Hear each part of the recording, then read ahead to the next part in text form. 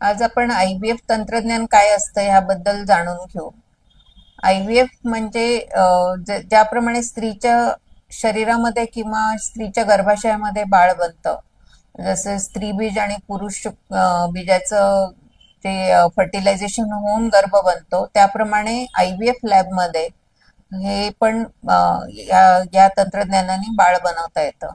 तर ह्याच्यात आम्ही स्त्रीला हॉर्मोन्सचे इंजेक्शन देतो आणि 10 दिवस इंजेक्शन झाल्यानंतर ते स्त्रीबीज पक्व होतात.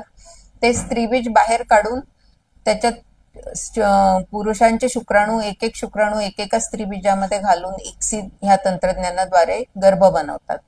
आणि हे गर्भ 3 ते 5 दिवस लॅबमध्ये वाढतात आणि ते गर्भ परत स्त्रीच्या गर्भाशयात सोडले जातात. तिथे ते गर्भ अंकुरित होतात किंवा गर्भाशयाला चिकटतात आणि 15 दिवसानंतर आपल्याला कळतं की रिझल्ट काय आलेला आहे, गर्भधारणा झाली आहे का नाही.